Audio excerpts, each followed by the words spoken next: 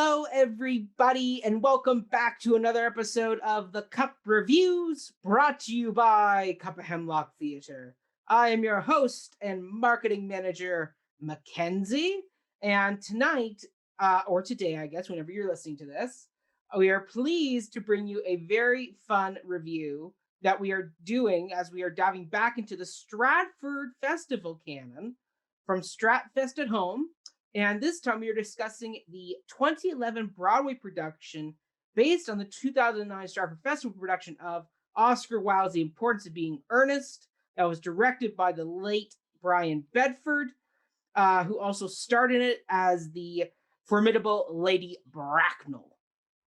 That's right. There we go. That is what we are doing. So break out your tea and your muffins and your cakes. And let's get this party started. Let's go bum-berrying, as Algernon would say.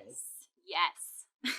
All right. So joining me on this wonderful excursion out into the countryside, first off, returning to us from his time on the deep blue sea, it is Graham. Hello, Graham. Hello, Mackenzie. So good to be back from, I think, my fifth panel. So I'm always honored to be asked back, and I have so many things to say. Oscar Wilde is such a brilliant playwright. And this play really captures so much of what makes Wilde a great, wit, manners playwright. So really excited to talk about it. And of course, Lady Bracknell is amazing, such a good role. She is such a fun role. I played her in high school in grade 11 drama. Oh, wow. Okay. Yes. She's a dream role of mine. But anyways, enough of that. In my cup today, I have some Dreamland tea. Ooh. Which is chamomile and a bunch of other flowers. I also have a bottle of water because hydration is key. 'Tis true. 'Tis true, dear LG. 'Tis true. Wonderful. And joining us as our newest member of the Cup of Hemlock family, we have the wonderful Sarah. Hello, Sarah. Hello. Thank you so much for having me. I'm so excited to talk about this play. I love this play. I was in this play in theater school, so this just brought me back to some wonderful times. Oh, and I will share that I do have a cup of tea, some orange pico with me today. I just felt like it was the only way to go. Very True. Appropriate. But did you put sugar in it? And are you having bread with butter on the side? I will not be having any sugar because that is not fashionable anymore. Oh, very good, very good. Wonderful. And Sarah, who did you play in your theater school production of Earnest?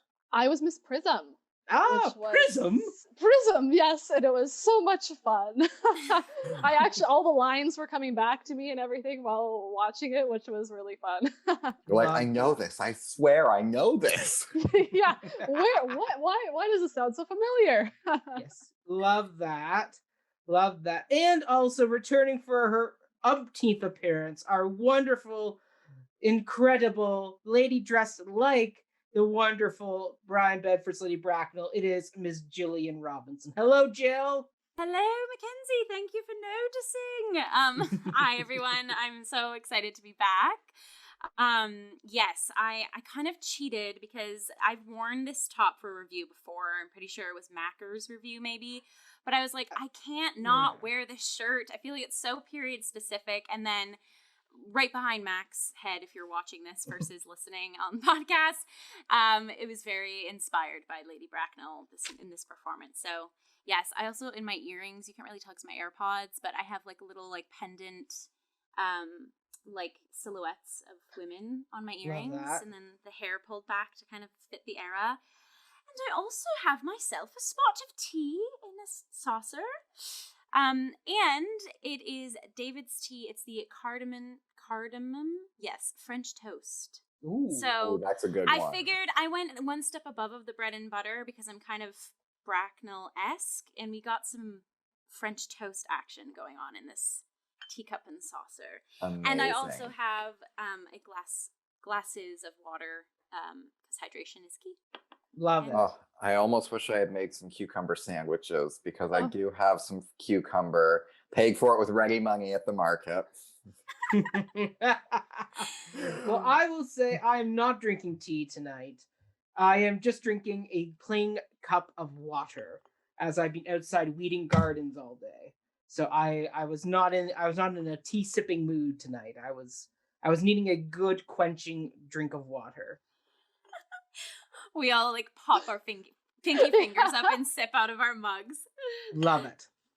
Love it. Well, you know what? Let's dive into this production because it is one that I remember vividly from my time at Stratford Shakespeare School when I saw this at Stratford. And I remember seeing it at the movies when they streamed this from Broadway. But I want to hear what you all think about the Brian Bedford performance of Lady Bracknell. And Sarah, as our newest panelist, I will let you kick this one off. So tell us, what did you think of Brian Bedford's Lady B? Oh, well, I mean, I thought it was wonderful. I absolutely loved it. What I really, really loved about his performance was the detail. I just felt like everything he said sounded like it was his own thoughts that were and it was so specific, and that can be really hard to pull off in a show that is so witty. The pace has to be kept up. It can turn a little he said, she said, back and forth, and the detail that was brought out, so you actually believe. And then that's where the humor comes in too, because it's like there's a living, breathing person actually thinking those thoughts. And that's what I thought was so wonderful about his performance. I also thought that he played a woman so well, and it didn't feel like this is a caricature of me being a man playing a woman, and that's why it's funny because I'm being this over the top woman. It was actually so authentic and not overdone. Of course, the character herself is over the top, but his portrayal of her was believable and then also hilarious, and so that I was really, really impressed. Love it. Graham? So I agree with pretty much everything Sarah said. Like, well put. Like, the whole, like, the fact that the lines came, and this wasn't just Brian Bedford, but the whole cast was really good at, like, it seemed like they believed everything they were saying. All these ridiculous, like, witty things that you're like, when you hear it, you're like, wait a minute, that's not a thing. But in the world of Oscar Wilde, it is. Like, Wilde logic is wild. So, but everyone believed it. But Brian Bedford's delivery was so on point. I even was rewatching some scenes of Judi Dench playing Lady Bracknell in the 2002 film with Rupert Everett, Colin Firth, and Reese Witherspoon. And I'm even like, Brian Bedford did it a bit better than Judi Dench. Like, I love Dame Judi, but Brian Bedford, like, as you said, it was fun because, like, you're watching Brian Bedford, and Brian Bedford is just an amazing actor, and he can play any role he wants. And he wasn't doing it caricature-ish. I wouldn't call this a drag performance necessarily, because drag has very, like, heightened, almost exaggerated, camp, artistic camp. Exactly. Like, it's drag is like jacking up to 100 and then keep going until you run out of gas. But this was very subdued. This reminded me of when, in my own Stratford Shakespeare School performance, I had to play, I don't remember the character's name, but I was playing a woman, and I just put on this, like, gauzy robe, and was just all of a sudden just, like, the delicate gestures and just the way I spoke was just like, I wasn't playing a woman. I was playing the character and trying to make her believable. Didn't matter that I was like some 16-year-old kid with, like, hairy legs and wearing shorts. Like, that didn't matter. And, like, Brian Bedford exactly is playing Lady Bracknell. And Lady Bracknell, like, towards the end of the play, I forgot that it was a man playing Lady Bracknell. It was just a very believable character, a very believable role. And I think part of the way that Lady Bracknell can be portrayed by a man is, and we'll get to that later, but because she's such a big character, I think about other drag roles that are, like, pretty famously played by men, like Edna Turnblad in Hairspray.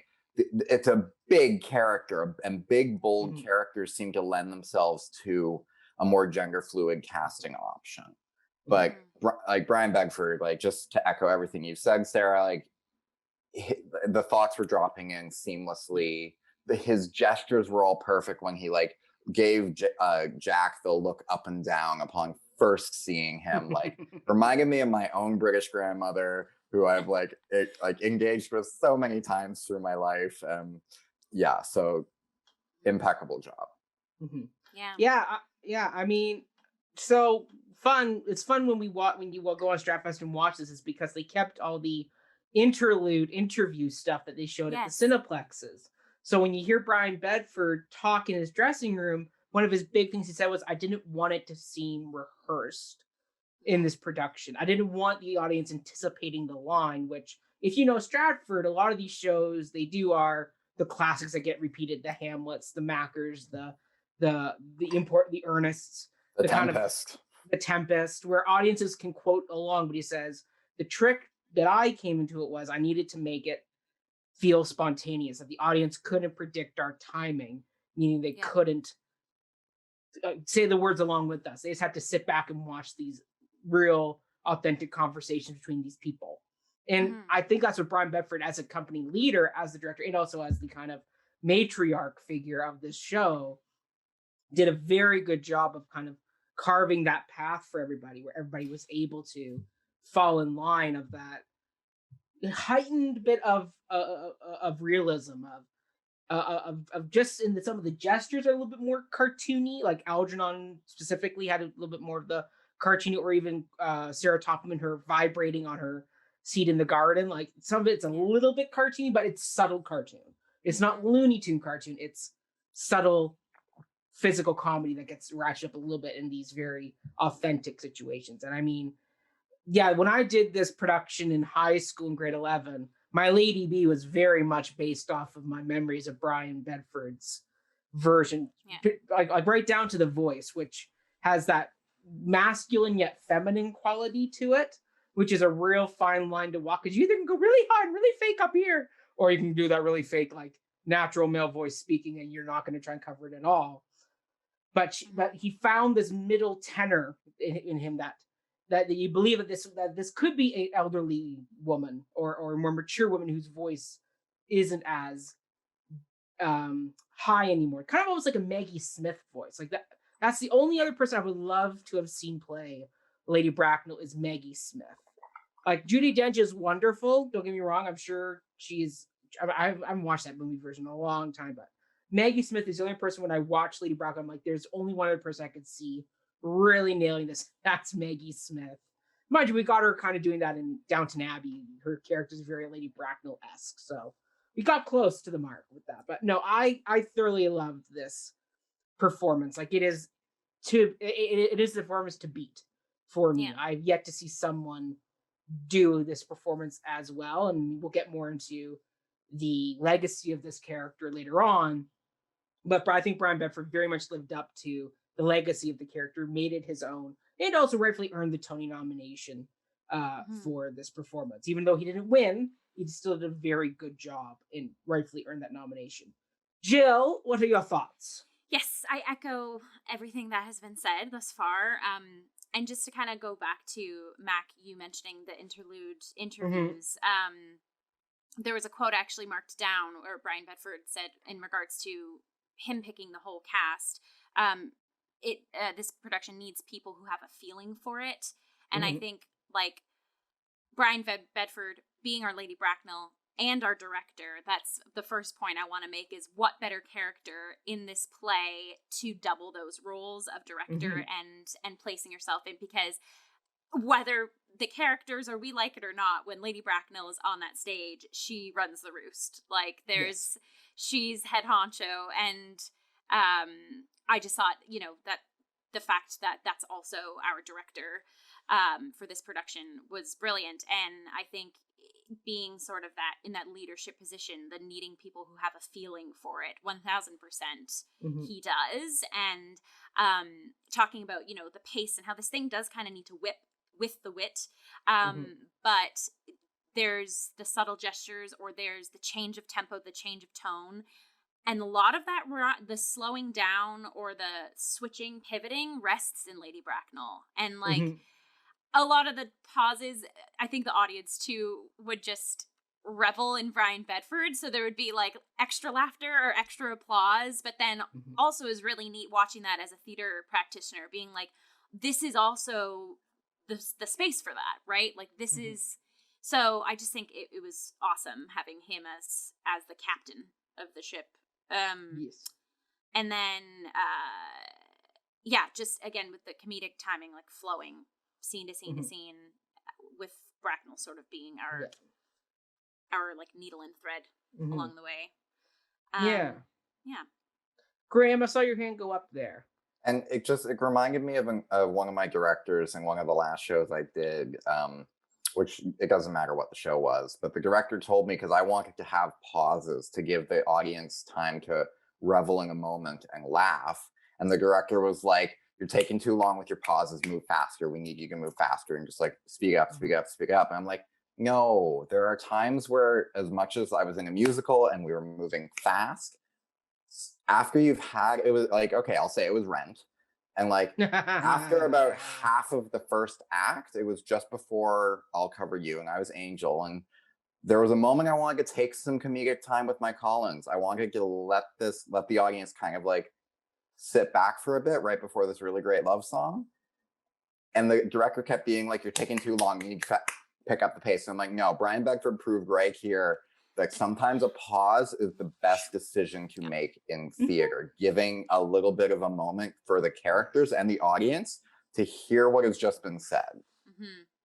Yeah, the pauses are tricky. Like, they're not easy to do because you need somebody like a Brian Bedford who intrinsically understands the text and the audience to know where to give those pauses. Because there's a lot of times you could do a pausey cheek to the audience in this play, and it can fall very flat because it just keeps happening over and over again. But yet what Brian Bedford did so well was that he understood where and how long to, like, his timing was so on point that he knew exactly how long to pause for. Now, mind you, it's also because this is him returning to the role after doing it for an entire season at Stratford, so he's had time to really refine that performance. So I'd be interested to see what it was like on opening night at Stratford versus when they recorded this, how different they were. But I don't imagine too far off. But I think the biggest thing is just to earn those pauses, you have to know the text and you have to know the audience every night. It can't be a rehearsed pause. It has to be a organic pause that he has to read with the audience. And Brian Bedford, when he walked out on stage, when he takes the moment in when they're all clapping for him, he's doing more than just enjoying the applause for his entrance, but you can tell he's also already gauging the audience to know where they're at, what's their temperature, because he's probably been listening backstage during the earlier parts of the scenes he's in to kind of hear, okay, do they hit the laugh at that point? If not, okay, they're not responding to the regular points, which means I got to adjust my time. So yeah, pauses are great, but you got to be really, really cautious. There are a few productions I've seen of other shows that actors don't know where to do the proper pause, and you just sit there and go, the steam, I can really feel the steam running out of the show so fast. But yeah, Sarah, you had your hand up. Actually, it's funny, you sort of said you used the word earn the pause, which is exactly what I was going to say, is that you really have to earn those pauses, because as you said, if you pause after every joke, you totally lose the steam on a train, as you said. And I think that was one of the brilliant things about the timing of the production, was when it needed to be fast, it was, and when it was just like back and forth. And sometimes that's where the humor comes from, because it's the build, and the back and forth between the characters leading to that kind of climactic moment. But when they got going, they really earned those pauses in those moments. And I thought the whole cast did a great job of that. Even some of those scenes between Jack and Algie, there was some great, really earned pauses that, as you said, gave that moment for the audience to catch up on what they had just heard. And then, as you said, some of those extended laughs, that's almost where it came from. It was like the initial laugh, and then wait, I just got what they said a minute ago. And then that laugh kind of continues. So it really is about, and it's so tough. I mean, I remember even when I was doing the show in theater school, there's so much fine tuning to getting that laugh on some of those lines. I remember my director, who is wonderful at that, sort of nuance, would say, if you pause that long, you will not get a laugh. But if you paused a half second less, you would. Or if you raised that line ending rather than dropping it, you're going to get a laugh versus not. And he was right. So it really, to watch a show where you're like this one, where I was laughing out loud constantly, both in the pauses and not, it strikes you how good the timing must be of all the actors involved in the whole ensemble to be, fast when they need to be, hitting those pauses when and milking them when they can, but making the whole thing work. So everyone earnest their pauses is basically what we're taking from this. So that they did. I mean, I think a good example of that build and pause is during the Cecily Gwendolyn garden scene where they're sniping at each other really fast and you can feel the tension rising, and then it's the servants come out with the tea and the cake. And you really see them go back to their female decorum of absolute politeness. Yeah. But yet they built that up so well that it's perfect. Yeah, like Brian Bedford as the director, not even as Lady Bracknell, but just as a director, really helped craft this piece to hone those pauses in those, Sarah, as you said, those inflection points in the text to know where, like what line or what word to hit to get the right joke. So well done. Yeah, no, Brian Bedford truly was standing in this. And the fact he didn't want to do this is just so shocking to me in his interview where he was like, yeah, I didn't really want to do this play, but it was Des McAnuff who came to me and kind of pitched it as a directing and acting piece, and that kind of piqued my interest. So I went back to it. But apparently he wasn't a big fan of this at first, but he did a really bang up job for sure. All right, next question though is, while we sound the praises of Brian Bedford, this is a very solid cast of supporting characters in this. So Graham, who was your other character best performed shout out?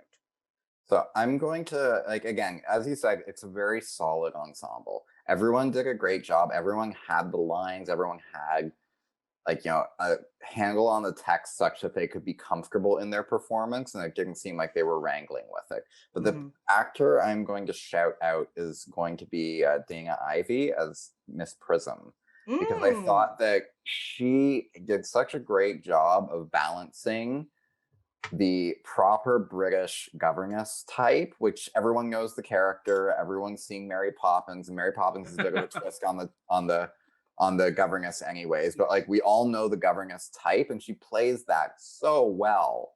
But at the same time, whenever she's around Reverend Canning, is also suddenly she's a little girl again. And it was just so magical to see those two play off one another. And then also her comedic timing when she's like, the Brighton line.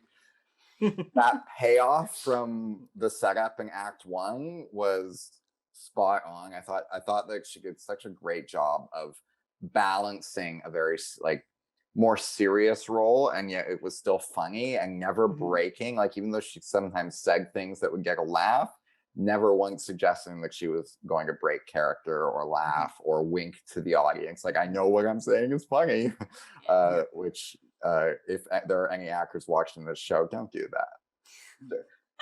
Don't ever be the laugh goblin and look at the audience and be like, don't do that. But yeah, so Dana Ivey is my shout out. She's a Broadway and film treasure. She's one of these actors who just appears and all types of stuff. I was talking to Jill, I think yesterday or Saturday, and I was telling her about the cast, and I said, oh yeah, Dana Ivey's in this.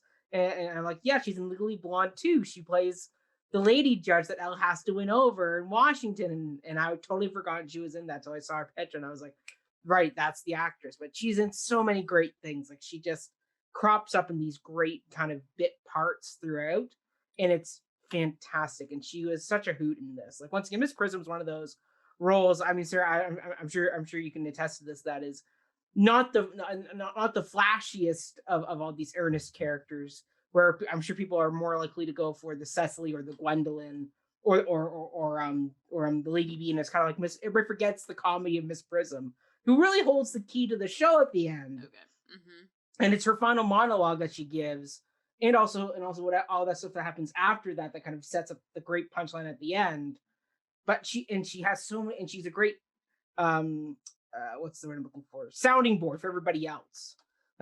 Cecily has a lot of jokes that have to bounce off Miss Prism to hit, like the joke about the headache of, I didn't mention I had a headache. But I intrinsically knew you did. So you should go for a walk now.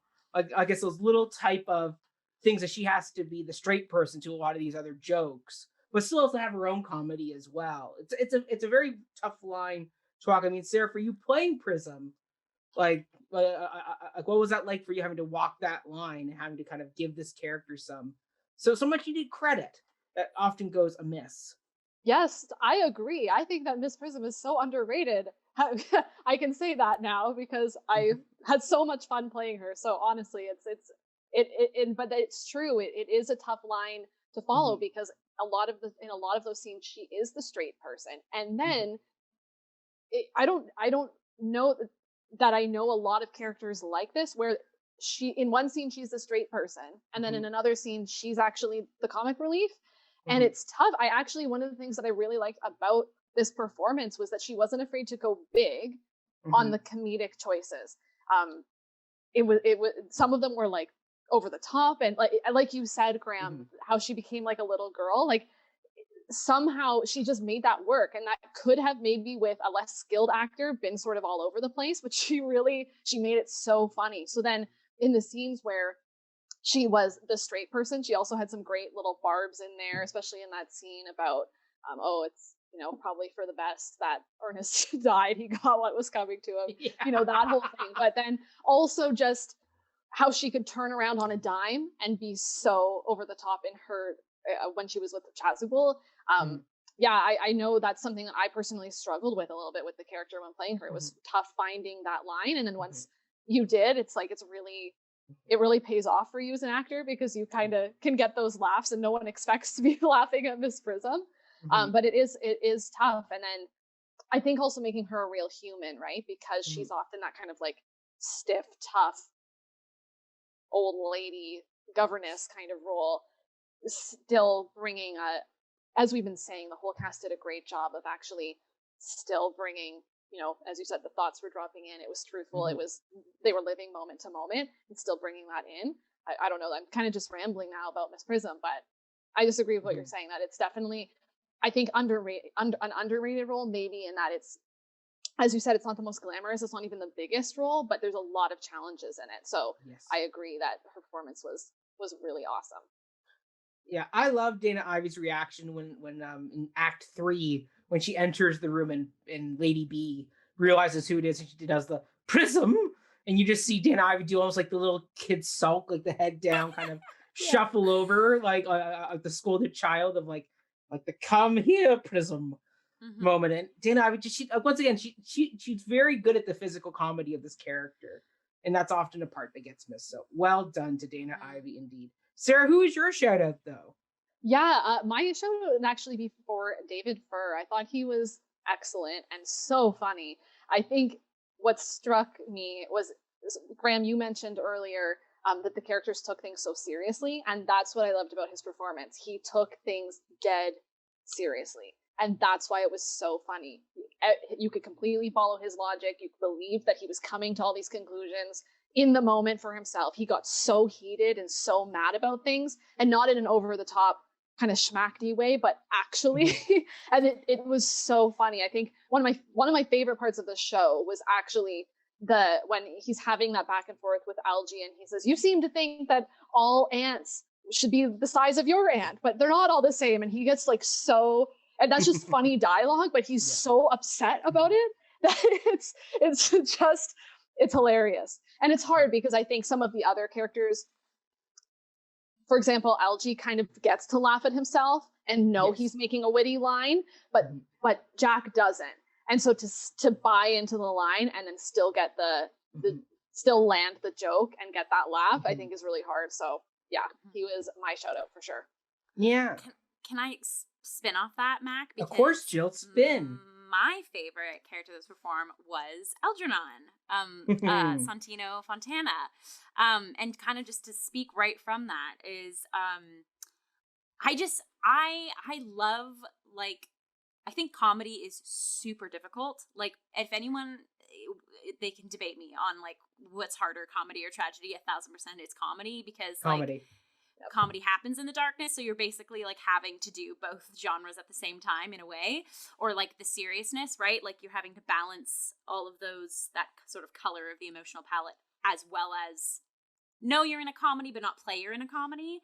But I feel like with Algernon, first of all, like, I'm obsessed with the character. It's my favorite character of the play all altogether, because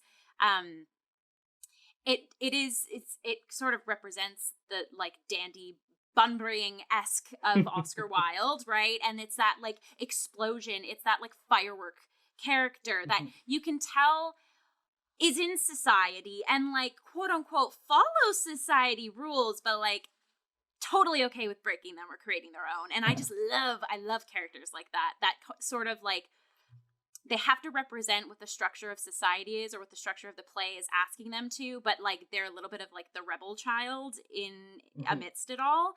And so I just thought Fontana's portrayal of Algernon was fantastic, like such a firework on stage. I thought anytime his Algie came on stage, like he owned the stage.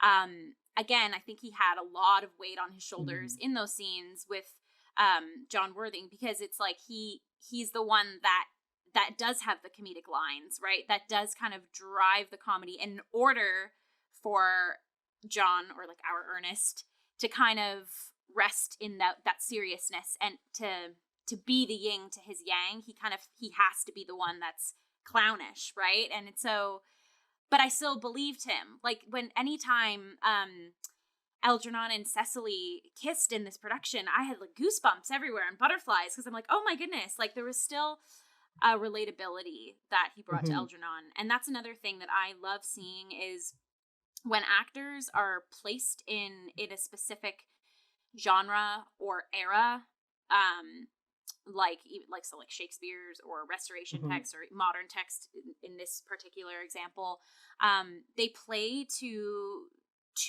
society of that time, but there's also a bit of like modern relatability that they play to it. Like if my parents were to see this or whatever, I think they would laugh twice as much seeing Fontana's Algernon, because there's a little bit of that like sitcom shtick that he kind of splices in there a little bit. So I just think that just like broadens audiences' tastes in like a production that some people would view as dated, right? Because they're not comfy being in like the modern era. I also loved that, and we'll probably get into this more with other questions too, but this is going to sound maybe a little bit odd, but his costumes were just an accessory to what he was doing. We'll get into the costumes. I think that he wore the costumes. The costumes didn't wear him. And that was really important for me. Especially because like with this piece, like aesthetics really do come into play with the characters, right? Obviously, like they're one-upping each other always, but then with things being a little bit bare on stage or whatever, which we might get into later too, you're forced to see the costumes, and I wasn't like outrightly distracted by his costumes, because they were marrying very well to what he was saying or doing. And another just quick thing too, I actually was like, where have I seen Fontana? I feel like, why is his face so familiar? So earlier on this year, Redville Theatre, American Theatre Company, they did a staged reading of the Bell Stratagem, Hannah Cooley's late 1700s production of the Bell Stratagem, and he played Doracourt, and he was great, but very miscast in that, in my opinion. So it was really refreshing seeing him in a role that I was like, yes, or like in a play space that I was like, okay, like you can tell you're being your authentic self.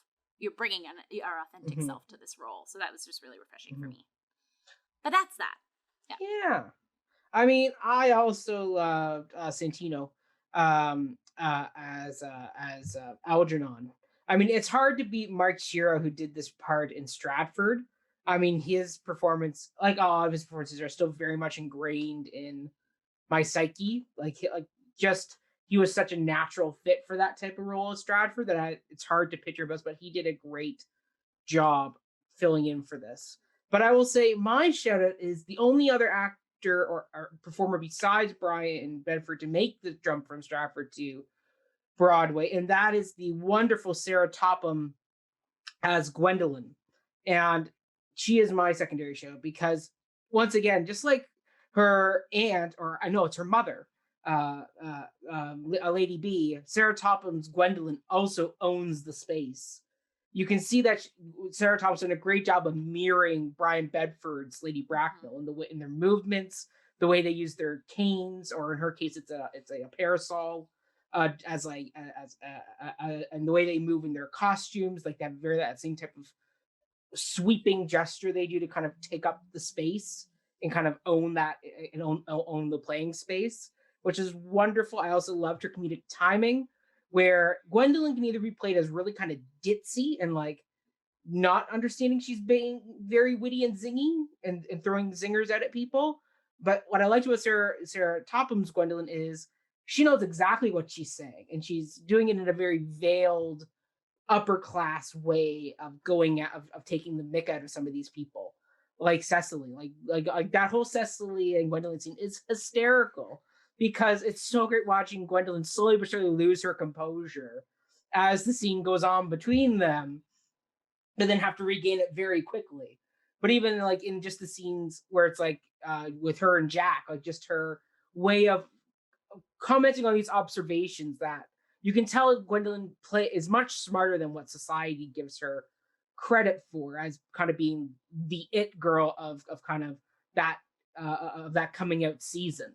Like Gwendolyn is very smart in her own right, and so I like that Sarah Topham was able to get that into the role and didn't just play her as the socialite beauty, as it were, that which is what it's easy to follow into with this character, because on the page you can read it that way, kind of the it cheerleader figure of that Victorian era. I also like just the way she imbued that her comedy, like the vibrating on the seat, I think is by far my favorite thing of hers. When you can see she's so frustrated, but she's having to contain herself in this ladylike decor, with she's literally vibrating with frustration. It's just superb, and I thoroughly enjoyed it. And I mean, as her movements and her fluidity was just superb. The way she moved between socialite and kind of laying the guard down and just giving it straight to someone, it was fantastic. She knew how to walk that line really well. So yeah, Sarah Topham was wonderful, and I'm so glad she made the jump from Stratford to Broadway, because she was superb, as was a lot of the Stratford cast. But I guess sometimes you just can't get them. So you do very good jobs with other individuals, but definitely Sarah Topham was my easy shout out for this. I went her. She's that. She's it. So well done, Sarah Topham. All right, let's get into the next question, which is, what was our favorite production or design element? And this was a very lavish production, so I'm sure we have lots to pick over. So Jill, I'll let you start this one. Sure. So mine was the set. And if you watch the intro to this, the Stratford at Home, was it the artistic director that was speaking, Matt, for the American Airlines Theatre? Yeah, and they were in. He said, like, you know, keep an eye out for these sets, because you know they're absolutely stunning, and a ton of people you can see the detail put into these things, and each act. It was like I was enveloped into the world, like so much so. And I think a piece that this piece calls for minimalism, right, in regards to moving set pieces or props, and sometimes costumes and stuff as well. And so I think it's super important to, if you are going to go that route as well, which I think this production did a little bit, like the lavish set behind. And the intricate details are needed and emphasize, sort of like create this wonderful shell for the story to just like bump off of and vibrate with. And so just like a couple shout out things, obviously the in Act 2, the whole lavish garden where they actually had Cecily interacting with and watering the flowers. And it was literally like, ooh, I'm growing with this ingenue, right? It's like we're growing up in the world. Blossoming. Exactly. And then Act 3 was just stunning, like the depth and the angles that were chosen for the bookshelf and the French doors being the one wing, being the French doors. I was like, okay, this is the grand finale of the set. Like they left this to Act 3. Yeah, and so so I think again that just created a vibrating 3D atmosphere that helped to liven the actors that were livening the text already. Yeah, so that was my favorite production element. Graham? And I'll piggyback off because I also chose the set as my top, though I'll depart from what you talked about just a little, only because you've already said it all so well. But if to any listeners out there who listen to me kind of critique the set of the Deep Blue Sea, I said that it was a little unnecessarily opulent. For that play, yes. For this play, I expect the opulence because it's this English manners comedy. Victorian era, which is where houses were filled with knickknacks and trinkets and doilies. Yes. So I think that the complexity of the set, and it wasn't complex in terms of like being a lot of set pieces or a lot of moving parts. It was a very like detailed set. Simple, minimalist, but complex at the same time. So it was masterfully designed in that way.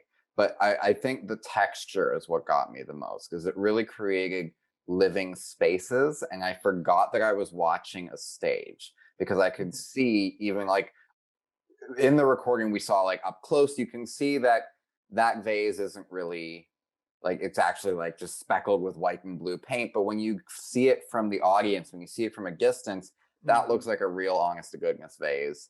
And like all the textures, and this extends like my favorite design element I'll say is texture, and that extends to the costumes. The costume, the set, all of that added to the period, added to the feeling, and added to each of the characters as well. Like Lady Bracknell's very opulent and gaudy, like costume that seemed to just shimmer when she walked. And then Algernon's kind of more playful, but more muted because like, yeah, exactly. And then Jack being a little more serious. So he was all more like, more monotone, more like dressed like the straight man. Like everyone's, and then Gwendolyn with her costume being kind of more like a muted down version of Lady Bracknell. You know where she's headed. But like Gwendolyn, like both in the way Sarah Topham performed her, but also in the way she was dressed, you can see the inspirations of Lady Bracknell, but it's like the fledgling version. So yeah, texture is what I would say is my favorite design element, and I'll keep it short of that. Yes. I mean, I will say this is still, after all of my years with going to see shows at Stratford, this is still by far my favorite set of all the shows I've seen. I can still remember talking to the cast when they came and visited us, and them telling us about the set and how we all praised it. And they went, yeah, it's just made of like plastic spoons, forks, knives, plastic styrofoam cups, like cheap stuff that they're like, once again, you have to remember Stratford's on a budget. They can't actually import Victorian era stuff. They have to kind of makeshift it into that. And sure enough, they did that really well. I mean, you could see on some of the vases, you could see the spoons were there, but like they were so well painted and masked that you wouldn't catch that. But it gives you that texture of the frills and the decadence of the Victorian and also Edwardian. I mean, this is end of the 1800s. So yes, Victorian era of time. When you look at pictures of that type of world, that is it. Like it's all about the frills and that texture. Graham, as you said, that texture, and the fact that they did that really good paint job of creating that kind of like English pastoral painting, kind of smudged look. That it isn't linear. Like yes, it has angles and lines, but it's all kind of smudged and mixed together. I think that's Impressionist painting, if I'm not mistaken, in my art history classes, if I remember correctly. You remember correctly. Yes, love it. I mean, my favorite is pointillism. That's my favorite type of painting. George Seurat. I hope that if we ever talk about Sunday in the Park with George, I love that musical. Graham, you're on the list. But yes, Impressionist painting here, and you could see how they took elements from the actual time period and perfectly incorporated that into the set. But I'm going to pivot because my choice was the costumes. Because I love the set, but I'm like, the costumes do so well on their own that they deserve a proper shout out. I mean, you can see behind me here the detail work that went into each of these characters, and each character had their own color scheme. Then there was no kind of like, okay, well, all the men will be one color, all of them will be another color. It's like every single character gets their own color palette. Like Jack is very, like Graham, as you said, black and white. He is very kind of the more monotoned, basic colors because he is the straight man to everybody else's bit more wild side. Right there you go. See, I'm glad you caught it. Compared to Algernon, who is the very much kind of the dandy of the show. So he gets to have the kind of almost the glitter bow tie that he wears at one point in the show, in the pinstripes. Like he gets that decadence, and yet he also is related to Lady Bracknell. So once again, Lady Bracknell also has that. I mean, you can see it in the dress Brian's wearing here with the black leaves, that beaded leaves that are on her skirt. As like you can see the family resemblance of Algernon, Gwendolyn, and Lady Bracknell. They all have that very kind of ornate quality to them, even though like Lady Bracknell's the far extreme, Algernon's in the middle, and Gwendolyn's a little bit more muted than them because she is the younger of all of them, Graham, as you pointed out, but on her way to becoming a Lady Bracknell in her own right. So there's that great bit, and also like Cecily being from the country, that plain white virginal gown is fantastic. Well, Gwendolyn, she has the white woven into her outfits, but she still has colors showing that she's a little bit more lived than Cecily, who is reserved out in the country. So like there's a lot of thematic symbolism put into those costumes as well. So it's so well done. Like it was just fantastic costumes. Like even Dr. Chasuble in his reverend frock has initialing put on it as well. So you can even see like that level of detail. Like, even the most minor of characters gets something in his outfits. It's not just the rent-a-suit for like Victorian rent-a-suit. Like he gets his own bit of work done on his costumes, which is beautiful and lovely. So well done costumes. Sarah, what is your shout out? Is it weird if I say that my shout out is the hats? No, hats are very important to this era of time. I just thought the hats were the best. And truthfully, I think, I mean, especially Sarah Topham's hats alone were just the most magnificent things you've ever seen. And I feel like it added so much to the sort of statuesque like presence of her character. She, of course, herself brought that in her own performance and her physicality, as we've discussed, but the costumes were so well designed to enhance that. And her hats were like, they looked on the screen, they looked like a foot high, and it just added to her kind of imposing character, right? So they were gorgeous, but I felt like, I think that maybe Jill, you already said this, but they enhanced the characters. It didn't feel distracting, as you said. And honestly, I feel like this will sound sort of weird, but it's almost a testament to how great the set and the costumes were that I didn't notice it.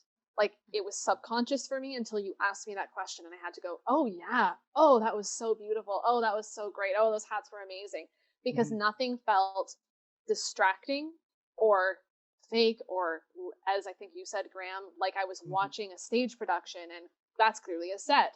It felt like a real life room and real, and their actual clothes, and so it had that kind of opulence that we discussed, but still it just worked and clicked to enhance but not draw away from the performances, because as you said, that's really where there needs to be a lot of room left for the performances and the bigness of it all to really take focus. So finding costumes that can, and creating costumes and set that can match that, but enhance it, not draw away from, I think it's tough. So it was incredible.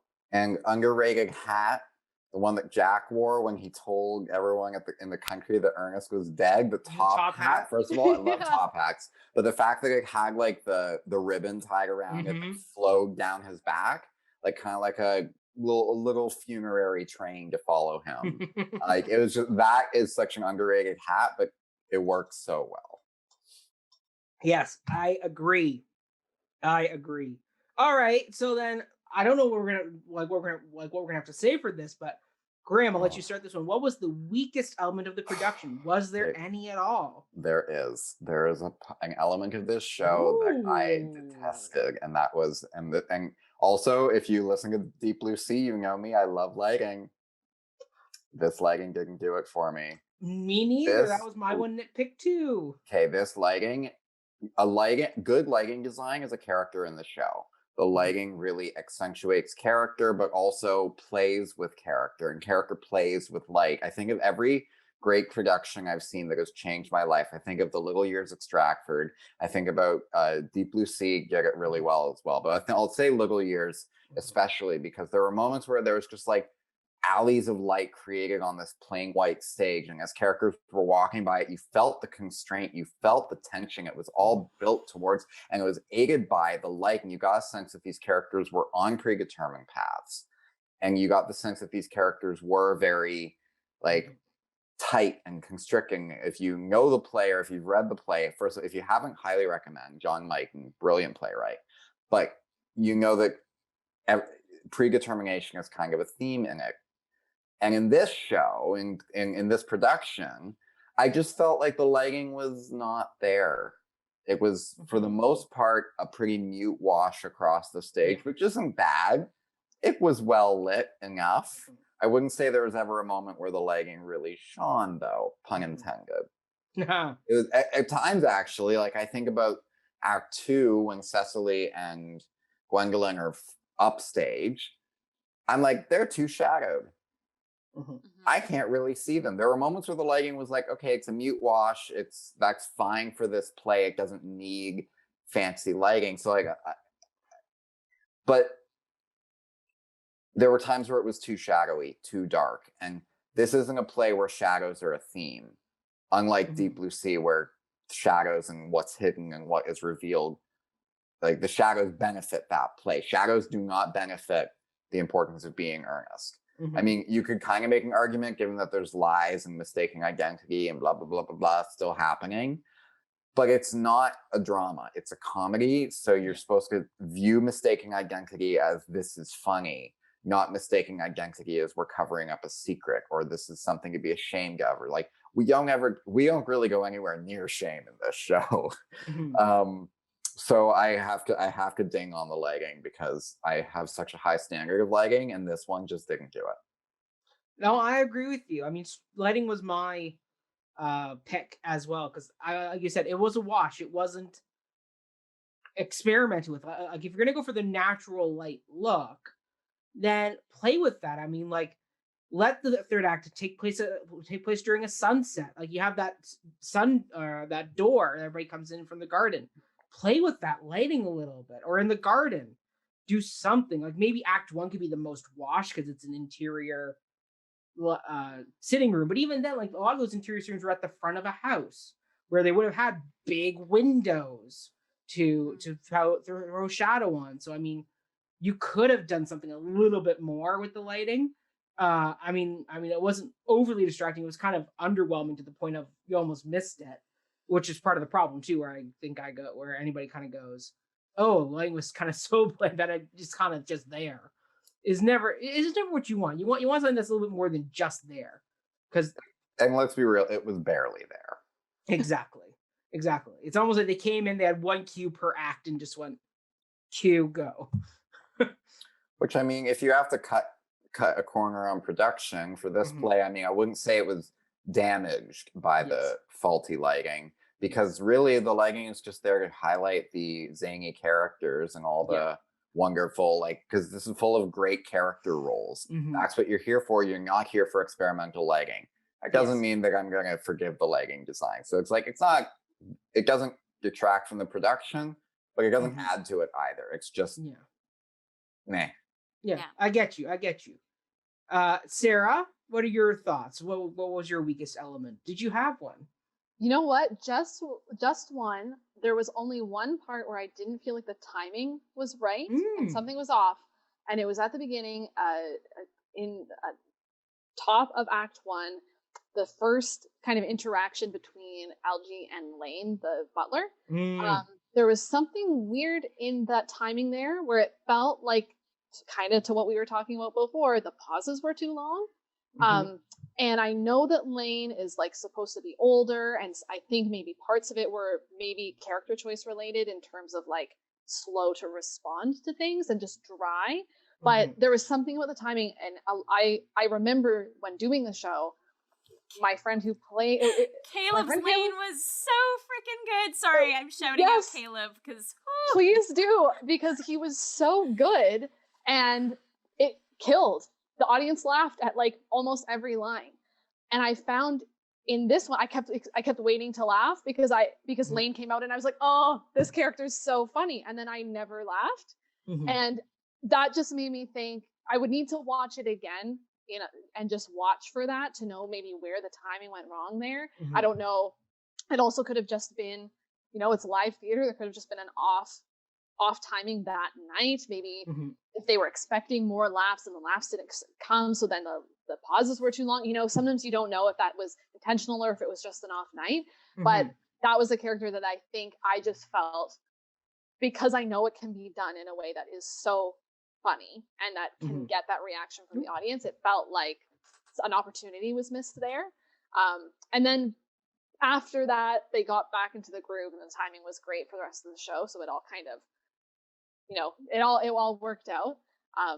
But yeah, that was just the one thing for me that just didn't quite, as I said, kind of a missed opportunity for a really funny character. Wonderful. Jill, what was your pick?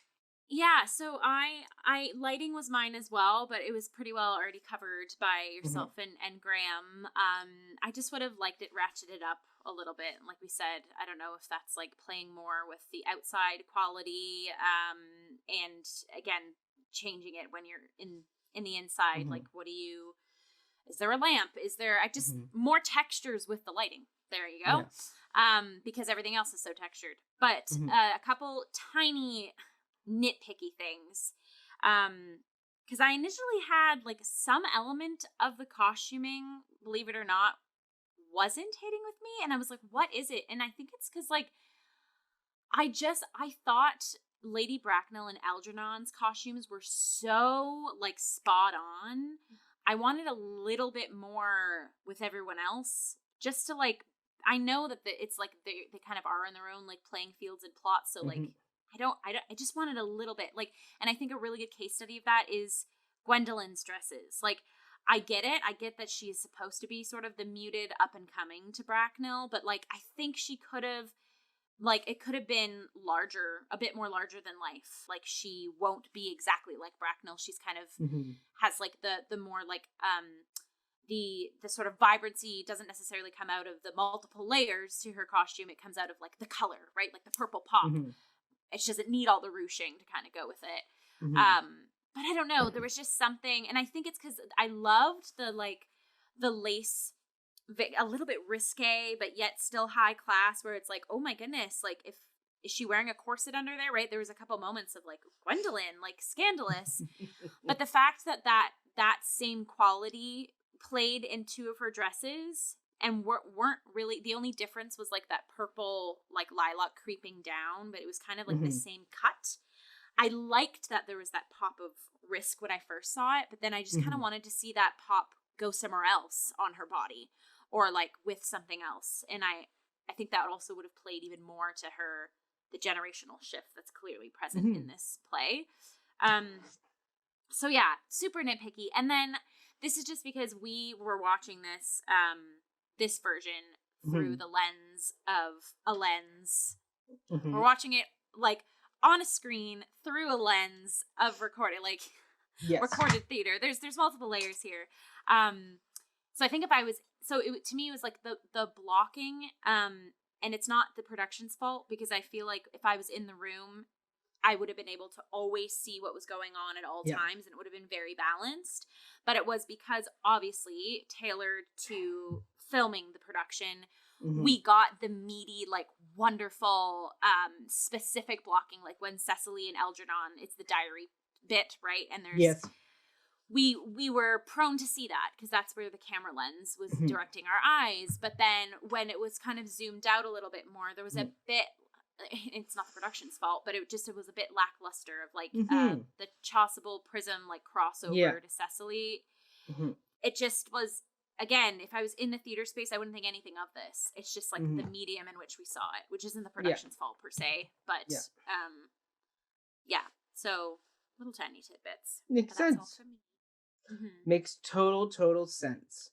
All right, let's wrap up this section by telling our audience, is it worth the watch? I mean, if you've listened this far, I think you get a pretty good idea where we're going to go with this. But Sarah, would you recommend this to a friend? Should they get strap-fest at home to watch this production? I would recommend it.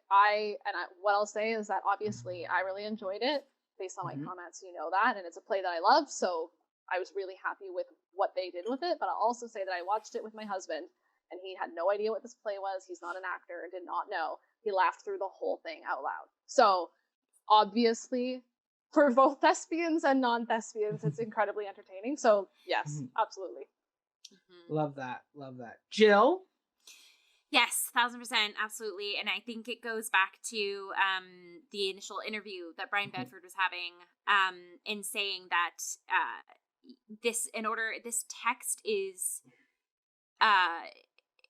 what was it? Great delivery of text off of the page, like this production was, because I can't remember if he was saying, right, this text lives on the page brilliantly, but it's very difficult to pop it onto the stage. Sorry, lives on the page brilliantly, but when to the stage, it needs to have like the same punch as it does in written text. And I think this really does. And with that, because, and I feel like a lot of productions of Earnest are minimalist anyways, but this one I felt like really was. And like we talked about, the textures sort of lived appropriately in costumes and set, but didn't detract from the story. It really allowed that text to be what we hear. And there's nothing worse for me than knowing I'm watching a well-revered play, but then it's muddied over by extravagance of not the story. Like the costumes are too much, or the set is too much, or this one actor is way overdoing this one bit. I think everyone under the tight guidance of Bedford just really did due diligence to lifting this text off the page to the stage. And I think if people were studying this, or even just needing to watch a production of the modern era, like I would say go to this particular one, because it does a really good bridging of like taking the like academia into the like practical side. And yeah, that's what I have to say for that. Love it. Graham? Yeah, I could go on long. I'll just give us some jots here that, yes, you should watch this production. I agree. It's among the best. It is the best Earnest production I've seen. Wish I could have seen it live.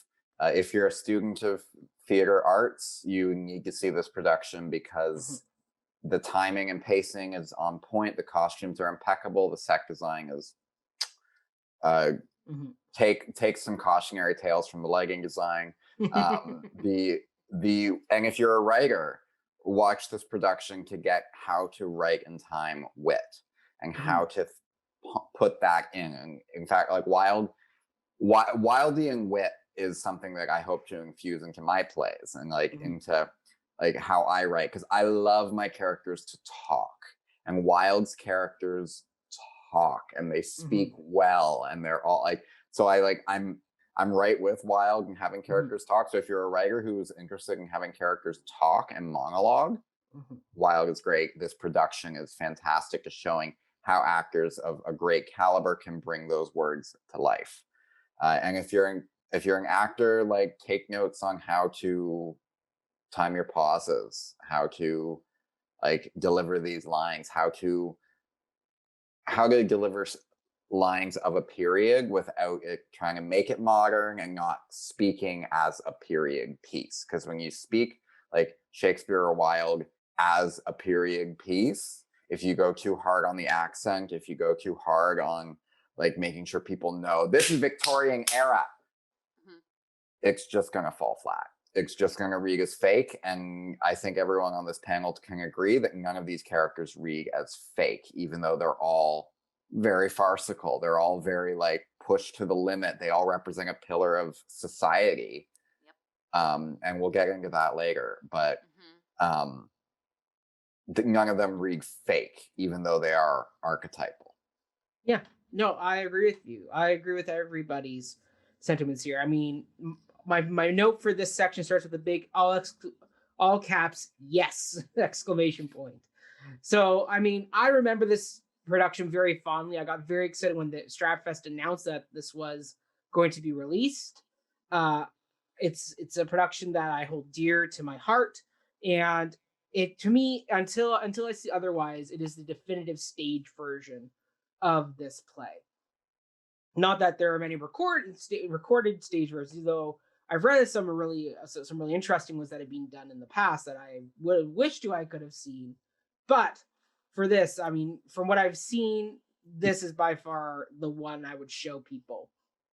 If they're like, "Oh, I'm doing Earnest," I'm like, "Okay, you need to watch this to understand what this play is capable of," because the cast is great.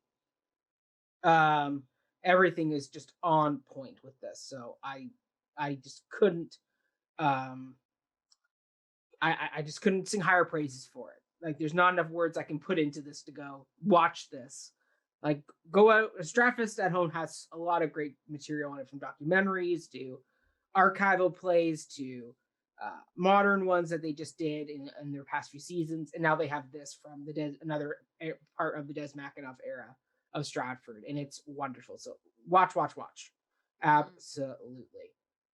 And now we're going to segue into some play-based, text-based questions, because this play gives us a lot to chew on text-wise. And first off, we are going to dive into the question of, why do we think the role of Lady Bracknell is so often played by a male performer in drag? Graham, I will let you start this one. Okay, this is what I'm here for. The theater scholar in me loves talking about text analysis. And Lady Bracknell is one of those characters that I think lends herself well to being played by a male performer. Not that I'm saying that, I think that it would be really fun to do a lot of like gender swapping in a lot of classic plays. Like, that's a fun way to reinvigorate a text. But Lady Bracknell, I think, lends herself well to gender swapping because she's such a bold figure. And you can kind of get away with that a little bit more when the character is big. But the thing is, she's big, but she's not a cartoon. Because if you know anything about British society or British history, you know that people like this existed. People like this still exist to this day. There are people who believe, like, I think about the line which is like, Algernon, you must never speak poorly about society that's reserved for people who can't get into it. There are people who believe that to this day. Like, classism is alive and well, unfortunately. And Lady Bracknell, in the play, she embodies British society, particularly the British aristocracy, high class society. She is the personification of everything that is British society. And as such, that's a very patriarchal society. It's very like masculine, it's very male driven. So even though she is a female character, women can absolutely personify masculine ideals and put those to heart in order to get ahead in a male dominated society. So Bracknell has done what she's had to do to survive, and she's become this kind of hardened woman because of it. And she believes in society at the same time. So she wants to uphold these. So she wants to uphold this patriarchy that she finds herself in. And it's kind of funny what Wilde did, in that Lord Bracknell is the very ineffective one between the two of them. Like, Gwendolyn has the line, it's like, "Have you heard of my father, Lord Bracknell?" And Cecily is like, "No, I haven't." It's like, good. He's like, he's well known in our family, but we want to keep it that way. Like, we don't want him out there. It's like, you can almost see the same thing being said for like, "Oh, have you heard of my mother?" Yeah, she's not well known because, of course, she's a woman. She's expected to be prim and proper and quiet. They, like, Wilde reversed that, made the man the ineffective one, which I'm like, kudos to Wilde on that one. And I think that having Lady Bracknell played by a man is a great way of making a comment on the patriarchal society that she represents, and how, like, even though she is a she, she's very much espouting the same kind of divisive mindset that keeps the classes in place. And that's a very masculine thing. She's a very masculine woman. And that's not to say that women cannot play this part really well. As I said, Judi Dench did a great job in the 2002 film. Like, it's a role that just should not be bound by gender, because anyone can play this role and be big and bombastic and really own the stage. And I think, like, I just think more roles should be written that are like this, that break down that boundary of gender. And as much as, like, a man can play this role really well, it would also be great to give this to a female performer, because we know that there are very few really, really strong, exceptional female roles, particularly in older plays. It's all seemed to be the men get to talk all the time and the women they're there. Wilde does a great job of giving some really juicy female roles. So it's almost like I'd like to see Bracknell played by a woman, because it's a very juicy role for a performer who identifies as female.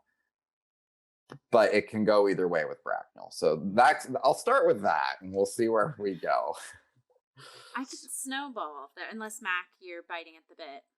Well, my only thing is I have a follow-up to Graham, because I actually did a historical deep dive on the history of the casting of Lady Bracknell to track and see when this trend kind of started of casting the male in the role of Lady Bracknell. It's actually a more recent practice of the 21st century. So this role was originated by a female, and then all through the 20th century, it was done by a female. And then it wasn't until the 21st that we got into this cross-casting that happened. But what I think is smart, as Graham pointed out, is Lady Bracknell is written in such a way that it can go either way, because Lady Bracknell does have such a masculine energy. I mean, typically it would be the father who would be arranging the marriages, like we see in Downton Abbey, right? Lord Grantham is very powerful in the fact that he has his 3 daughters he has to marry off. I mean, even you can go as far as Tevye in Fiddler on the Roof is the one who gets to decide who his daughters get to marry, even though they kind of bulldoze him on that one, rightfully so. But that's the joy of this character is that for such a masculine character, it's played by a female. And the fact that we've had a long history of women playing this part, and now we kind of get a new interpretation and kind of a tongue-in-cheek kind of way of going, look at kind of the masculine energy of this character that can sometimes be missed if people can go, oh, well, it's just a strong kind of society woman. It's like, no, she's taking her over her husband's job of arranging the marriage and society seating for her daughter. I mean, you may not like the fact that she tells Jack, no, you can't marry my daughter because you were found in a handbag, but for her class, she's absolutely right. Like her daughter is a society person to say, oh yes, my husband, he has no real family background because he was found orphaned in a handbag. It's like, you can see why Lady Bracknell a parcel, right? Exactly.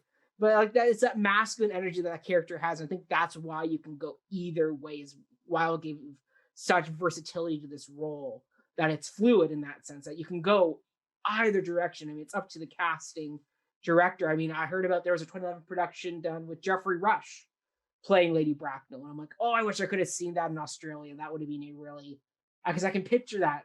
I can picture him doing that role really well. So it's one of those things where you can picture like either a man or a woman doing this part, or even somebody who doesn't, non-binary, taking on this role, as long as they can play the role with conviction and authenticity and don't go camp. I think you are in good hands with Lady Bracknell.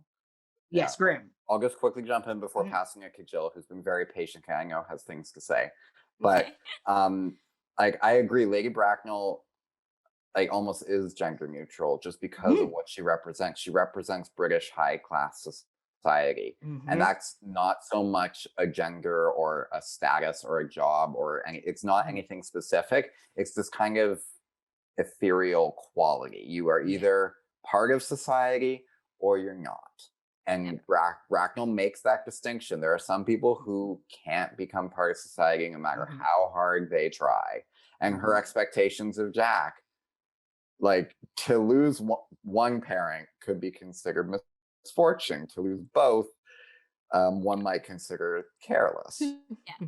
Things like that. It's like, and what can I do? Provide a parent as quickly as possible. Any parent will do. And any parent will do. Like Bracknell's expectations are not so much like they're very impossible. Like Bracknell but even herself with is like an Cecily, impossible character. you see that quick turn she does when she finds out how much her dowry is. Yeah. Like it goes from I have no desire in this country bumpkin girl to hold on a minute. Algernon may have found an actual suitable match for himself. So it's really great that way. Jill? I'm bubbling with thoughts now. Yeah, I think there definitely is a very like Jekyll and Hyde-esque vibe to Lady Bracknell when you have it played by a male, and like the dramaturgical nerd in me, I think it would be brilliant played by someone who identifies as female, but I really do love that it's a male identifying person playing Bracknell, because similar to what Graham cracked open for us, of the character of Lady Bracknell is the only, arguably, like, of her class, the only one showcasing the, like, traditional British way of the past society. And the fact that that is a packaged deal with a male playing this, like, female exuding character, it's, like, both...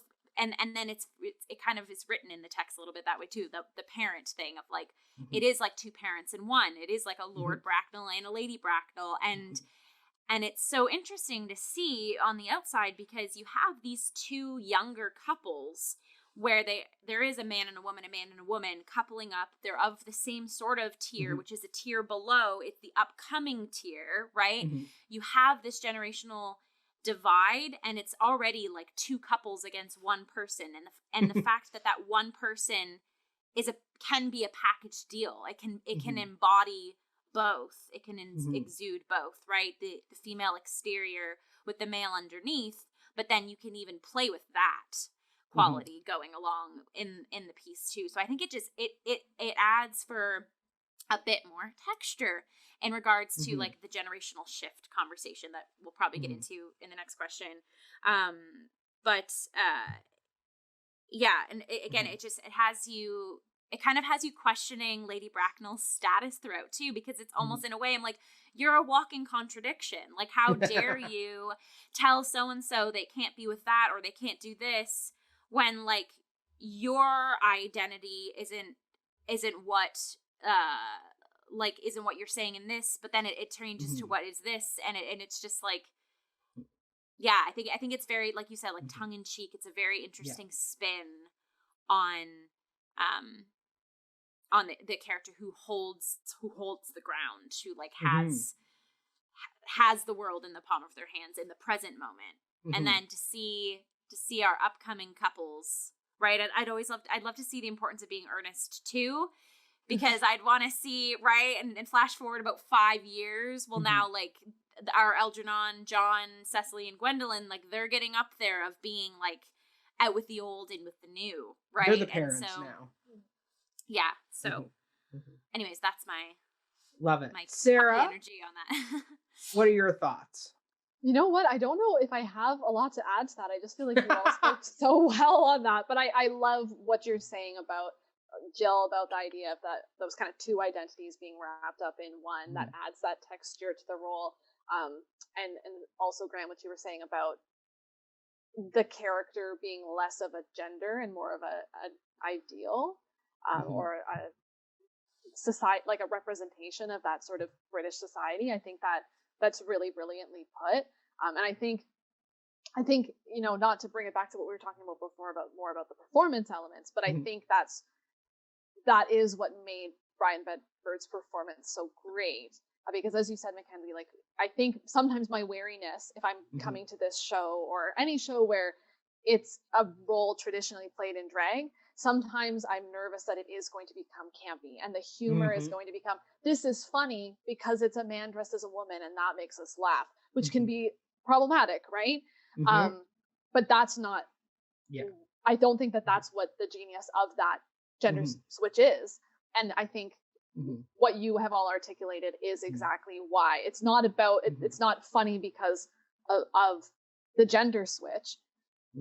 This character is funny, and when played authentically, it's the wit, it's the moment to moment thoughts, it's the genius of the writing of the character, and then you can bring out these extra layers about the patriarchy and the society and all of this out just by doing that little switch.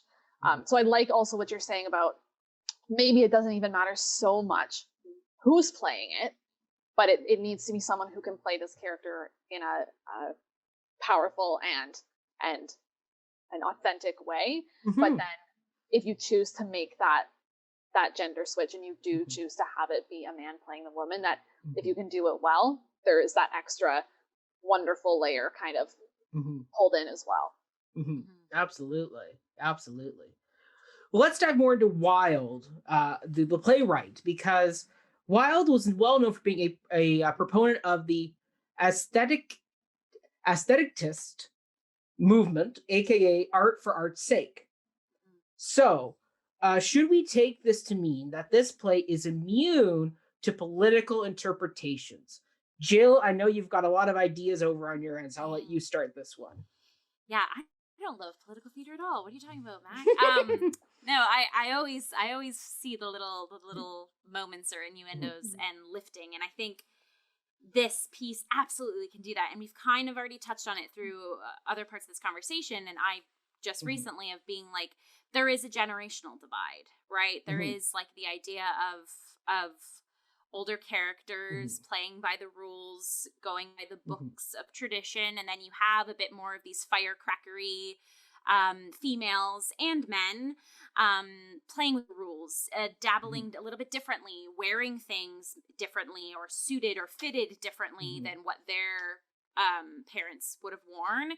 And I think that absolutely was reflected in this production in particular too. Like we talked about that through the costuming and through, like, for example, Fontana's playing around with the comedy and breaking the rules a little bit.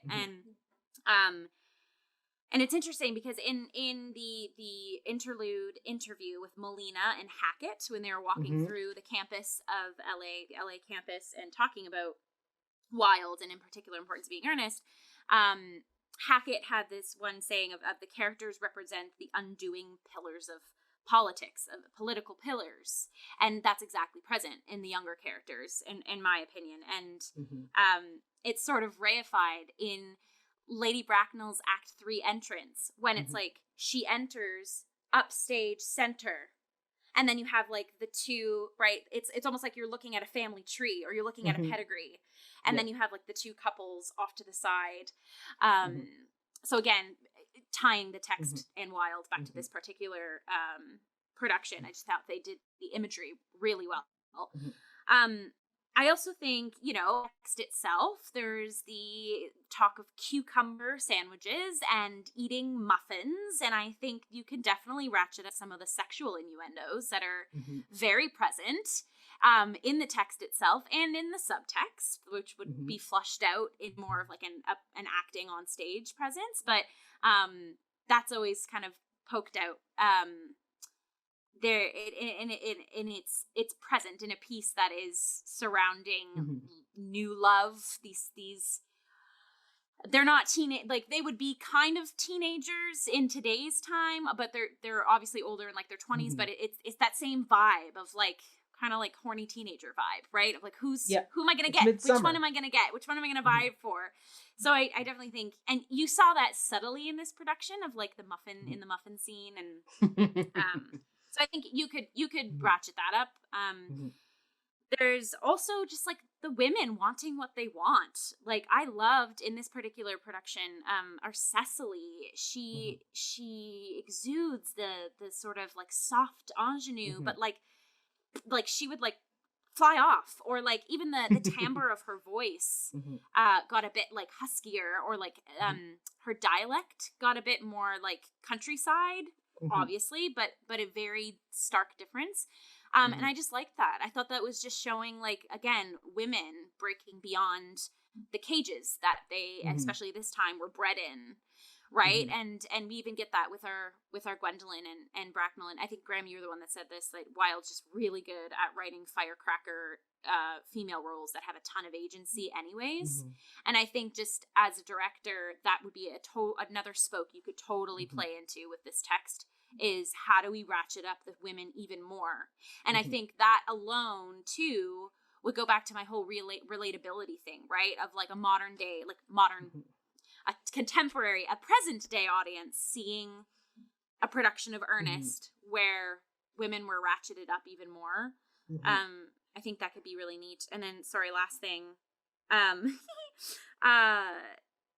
the idea of pegging like French against English, right? Like back of this Victorian era, it was always like, we are the ones in charge here. Like our society is right. Like don't worry about the French or don't. I think you could also play with that, and you could liven that a little bit of, like, you know, it's a classic story told of like one side against the other, and just like playing with that. But so many little spokes on the wheel, I think, that the text offers us. And all of this, I think, would be done like directorially. It would just be packed into whatever I think tackling all of them at once would be a hot mess. So like pick a spoke and run with it. But I think it allows this play to flourish more than just like one type of way of doing it. Yeah. But anyways, that's me. Graham? Yeah, and I think about also, to just piggyback off of you, Jill, for just a second, the scene where Jack and Gwendolyn get engaged. Clearly Gwendolyn's running that show. Like clearly it's like, wow, I'm just wondering, I'm amazed it took you this long. Like she's like, you're gonna stand here, you're gonna get down, like, do you have anything to ask me? It's like, well, you know what I want to ask you. Yeah, but you're not asking it. Like clearly female agency in that scene. Like I love Wilde's women. And Same. Also just in saying that Wilde, even though he didn't necessarily write with political intent, or believe like art for art's sake, I think you can't watch The Importance of Being Earnest without getting politics. Like everything that is said, all the witty quips are all little pokes at British society. And, you know, of course, Wilde would. He was Irish. So he's like, I don't care about the British. All these British people are just trying to kill me. Like, Wilde was such a subversive individual, because not only was he an Irishman writing for the English, so there's chances for subversion there, he was also a queer individual writing in a very straight society. So he had double layers, double intentions with pretty much everything he said. And every single quip about the British education system, about like how it was very ineffectual, and, you know, it's not going to do anything, and how do you smoke? Oh, everyone needs an occupation. Apparently smoking passes for an occupation. Lady Bracknell. All these little things about how exclusive high-class society is, about how like all of these still exist today. And watching The Importance of Being Earnest, you can definitely see all these things are funny, because it's like, oh, yeah, I see that in my everyday. It's because, you know, British colonialism is seen the world over. We're still dealing with the ramifications of colonization. And because of that, Wilde's critiques of British society can still be relevant today. So everything about this play is political. Like, I firmly believe what Judith Thompson and other playwrights have said is like, all theater is political. Because if you look at things from like, if we're gonna quickly jump theories from theater to like international relations or political science, you see that every decision you make, everything about a stage production is political, because it's going to address issues. It's going to talk about connections the world over. The more global we have become, the more connected we have become, and you cannot drop a stone in the ocean in one place and not expect it to cause ripples, or in some cases a tidal wave somewhere else. So in conclusion, yeah, this, even though Wilde may not have been writing with an express intent to be political, he did it anyways, because there's no way he cannot. I completely agree. I completely agree, Graham. I feel like you cannot ignore like the obvious barbs at society, at politics, at culture that happen throughout the play. Even sometimes in the way characters are, like if you think of a little bit about Chasuble and his sort of like way and some of the funny things that he says that are sort of like, you're sort of rolling your eyes at this character as he's like, oh yes, I've gotten to preach all these this sermon at these 10 different festivals, funerals, and like clearly there's some sort of commentary about the church being made there, right? Whether it, as you said, even if it's not the main point of the play, the goal of the play wasn't to was fun and funny. That doesn't mean that there isn't little nuggets throughout that you're going to take away a little of something about what Wilde thinks about this, or what joke he wants to make about that. And I think at the beginning there was the interview between David Hyde Pierce and Brian Bedford. They were talking a little bit about this play being the first time he varied from his kind of style of some of the other plays that were more of that style of the time, more melodramatic, were a little bit more popular in the style. It was the style of that era. And then this one was the first one that sort of branched out, and Wilde sort of said, I'm just going to write what I want to write, and this is what it's going to be. And so I think maybe it's a different sort of politics than what you're seeing in some of his other work or some of the earlier work, in that it is, I think Brian Bedford is the one who said in that interview, it's like not really about it. The play isn't really about anything. So in that way, it is different than maybe some of the other work that has a little bit more of a heavy kind of theme or point to it. So this one is lighter and more to Wilde's own personality, but that, again, that doesn't mean that his thoughts and feelings on things aren't coming through. And seems like he had some political thoughts and feelings, because that's where the jokes came from. So yeah, I think it can both. I think to kind of answer the question, I feel like both things can be true. It can be a play that is not a political play. It's not trying to hammer home some sort of point, but that doesn't mean there's not politics in it that are reflecting his views. So yeah. Graham? And I almost think that comedy is the best place to infuse politics into it, because first of all, a lot of comedy is already political, because you're going to make fun of things that are modern, things that are relevant, things that are on people's minds, and politics are often on people's minds. And also, from a writer's perspective, you cannot write something without your opinions coming through, because how you create a character is going to be reflective of how you view people who are like that. How Wilde wrote Lady Bracknell, he clearly knew plenty of Lady Bracknells, and he took everything he saw about them and put it into this big, bombastic, farcical character that is a real show stealer. Like, let's be real, Lady Bracknell's the best. Like, well, let's get some snaps on that. And I had one more thing, but yeah, when people are watching a comedy, they aren't going to expect to be preached at. They aren't going to be expecting the point. Like when you watch tragedy, you're going to be like, oh, I'm watching this tragedy because it's going to impact me, and it's going to improve me. I'm watching art. Art is tragedy, and like the artist saying like, oh, like I bleed for my art, so therefore it's tragic. I think that people come up with defenses against tragedy, because if you see things like suicide, murder, what else, drug addiction, intrigue, usurping thrones, like things that can be really triggering to people are going to put up defenses. People are going to justify. They're going to come up with ways of coping with some heavy material, like watching in Lear, Gloucester's eye get taken out. Like that's a very intense scene, and people now know that it's coming, and they're going to prepare for it. But you don't expect a comedy to come in there and just put a knife up under your ribs. And then all of a sudden, as you're walking out of the theater, you'll think of something that was said and be like, oh my God. Like comedy is very subtle like that, is you think you're just going to laugh. And then it ends up like comedies are the plays that have profoundly impacted me the most. There's a reason why Shakespeare's fools are often the wisest characters and the ones that resonate with you leaving the show. So you're like, oh. Yeah, or like the B plot gives us more to take away than the A plot does. Yeah.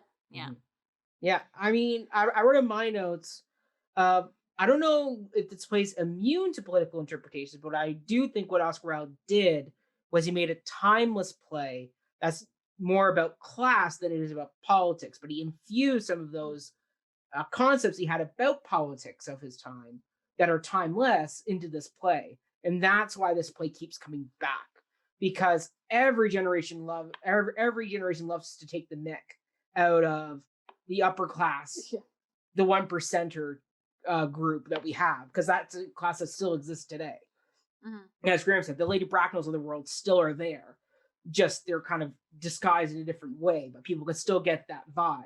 And I think that's what Wilde did really well with this, is that it isn't overtly political. It's not bashing you over the head with politics.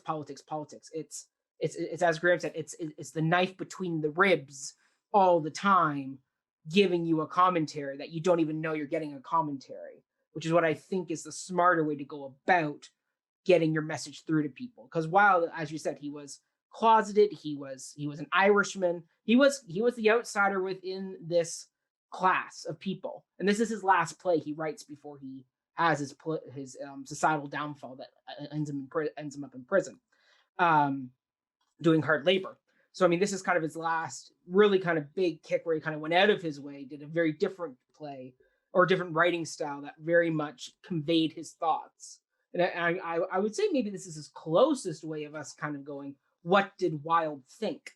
But he did it in such a smart way that it's timely, but also timeless at the same time, which is what makes this play special. Because a lot of plays that are just timely fade because people don't, because unfortunately politics and views change over time. We're not the same people we were in the 1950s and 60s. Ergo, the more overtly political plays of those periods don't always hold up to scrutiny. Plays like Importance of Being Earnest, that are timeless concepts of class, society, gender roles, do have a long-term role to play within the arts. So, yes. A super just tiny, like punnily enough, the notion of the importance of being earnest is a mantra that is timeless. Like, yes. There really is the in importance to be earnest, or the idea of what does earnest mean to you, like being your true self, letting your true color, like that will never go away. So I think that the title, right, that rests in the title, and Wilde's pegging that as the title, it'll ring true forever. Like, you can't say there isn't an importance of being earnest. There definitely is importance always of being earnest. Graham, final thoughts to wrap us out on this question? Also, if we look up the definition of the word earnest, not the name earnest, but the word, it's resulting from or showing sincere and intense conviction, which I think if we look at every character in the play, every single character is earnest in their own way. They all go after what they want. They all have intense conviction.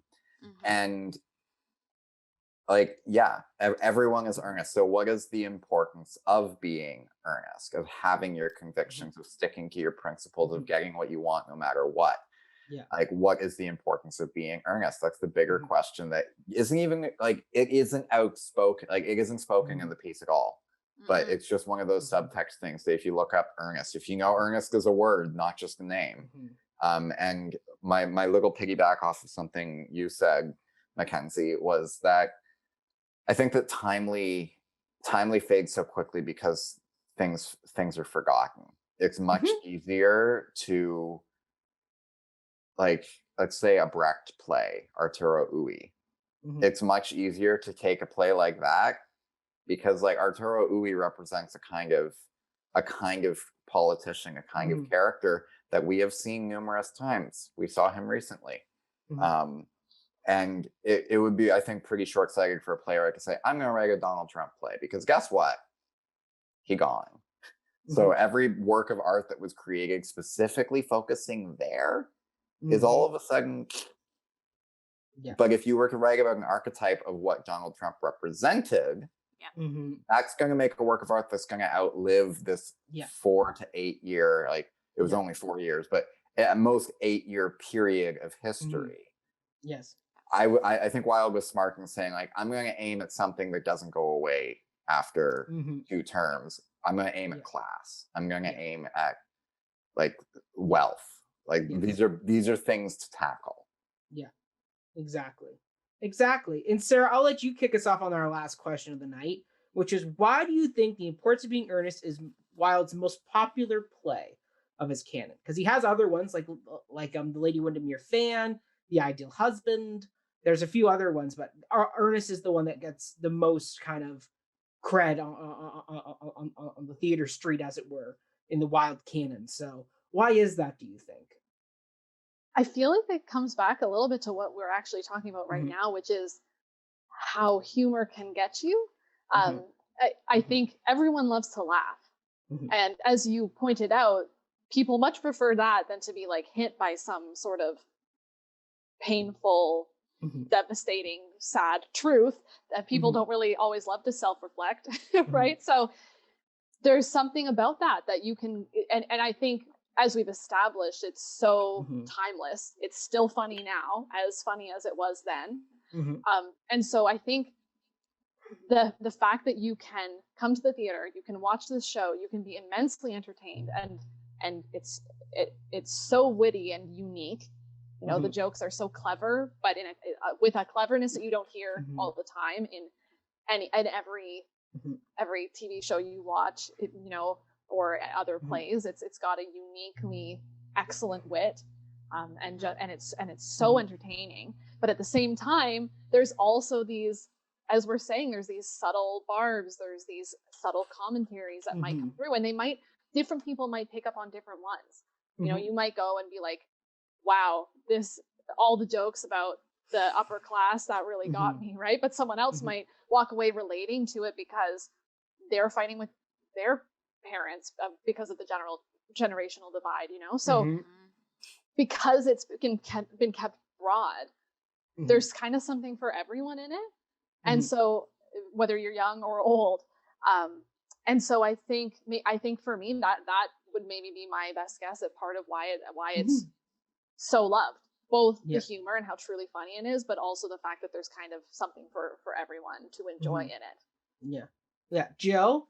Totally. Yeah, I was actually going to piggyback right off that, because I wrote down, like, for lack of a punny way of saying it, like, I think it's super digestible, this piece. Like, and similar to what Sarah was saying, like, regardless of who you are, whether you are a thespian or someone who couldn't give a care less to see a play, right? Musicals are more your thing, or, like, I don't like theater at all. I think, like, you can still get a laugh out of this, or you can still be taken aback by the aesthetics of when this piece is put on a stage, right? And, like, there's just so much, I think, that like, can play to whatever audience.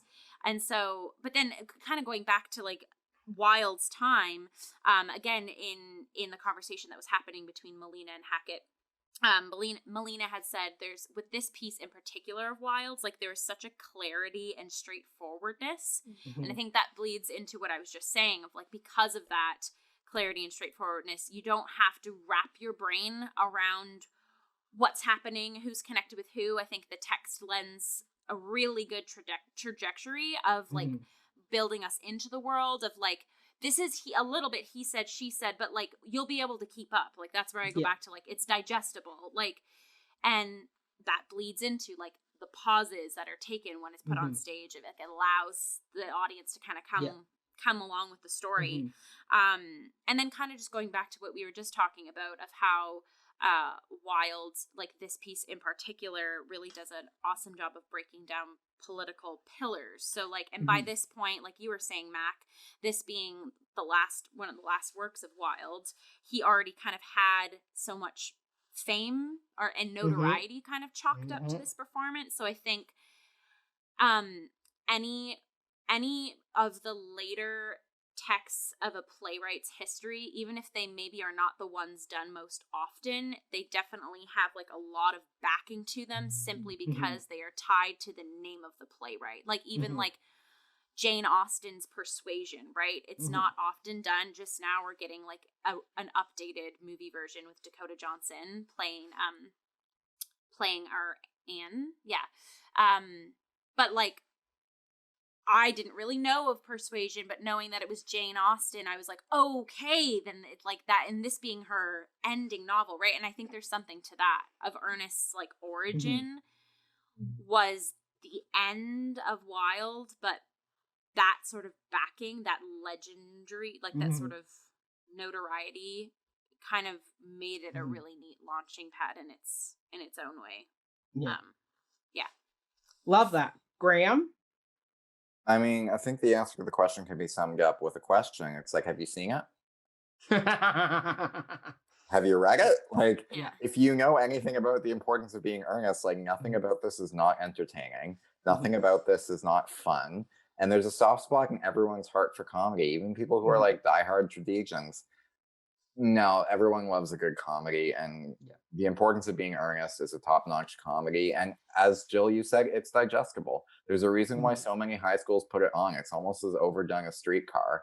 Like, theater students cringe when you hear Streetcar named Desire, and it's a shame because it's a beautiful play. It's just like, it's in every theater study class. It's always talked about. And Earnest is kind of the same way, but I feel like Earnest is a bit before Streetcar. Like Earnest you can see in high schools way more than I see Streetcar in high schools.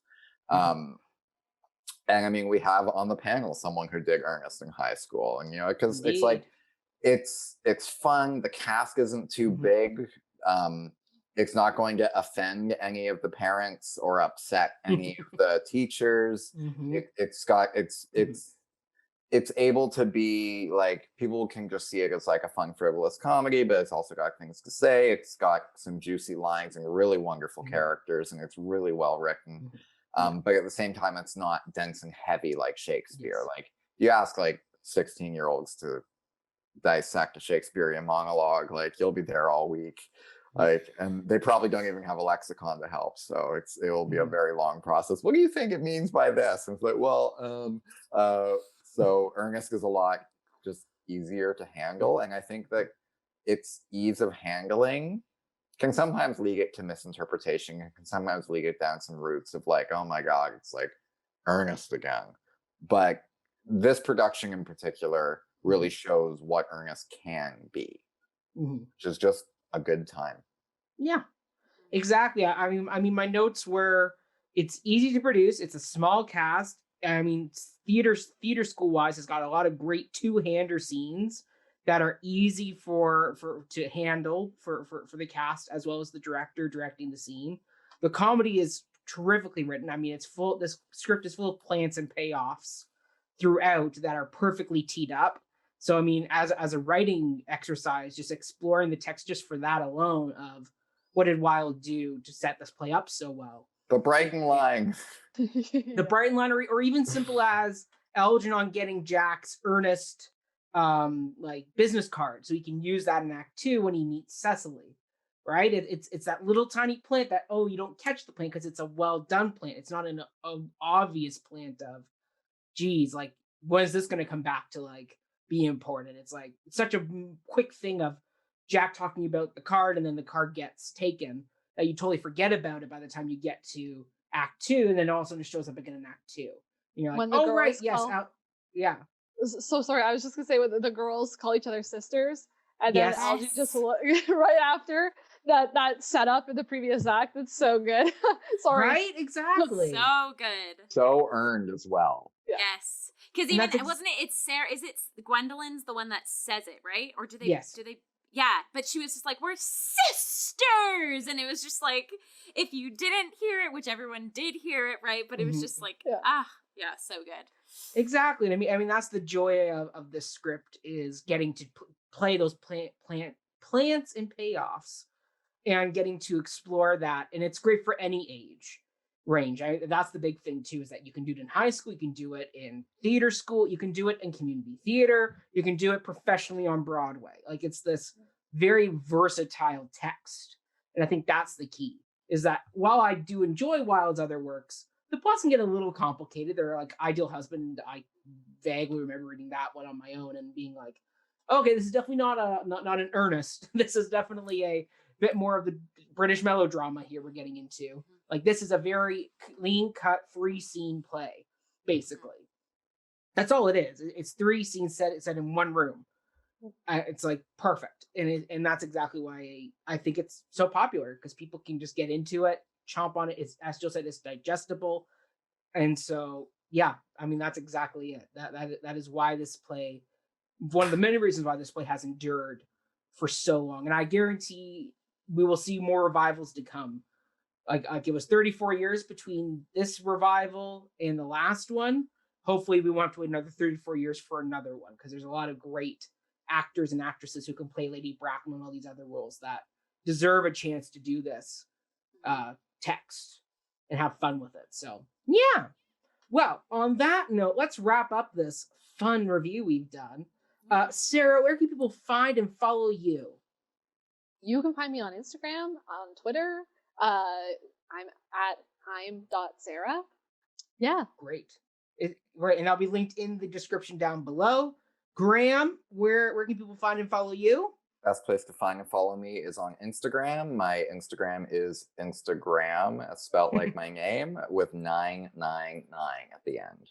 Love it, love it, love it. Jill, where can people find and follow you and all your antics? Similar to the other panelists, my artist Instagram account is jillian.robinson96. Love that. And you can find and follow me at Mackenzie Horner, all social media platforms. You also can follow my other antics with Before the Downbeat, where we talk all about musicals.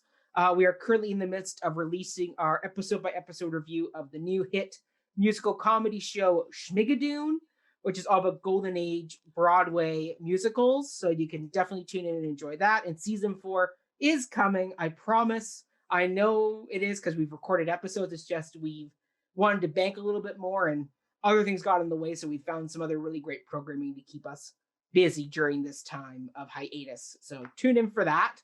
And you can follow all of Cup of Hemlock's antics at Cup of Hemlock. If you are watching this on YouTube, check out our podcast feed, where you can take us on the road audio only. Make sure to leave us a review on Apple Podcasts so more people can find us there. And other than that, everybody, we thank you so much for tuning in. You can go on out, enjoy some muffins, tea, and cake, and bread and butter, and have a great rest of your day. Have a great day. Thanks.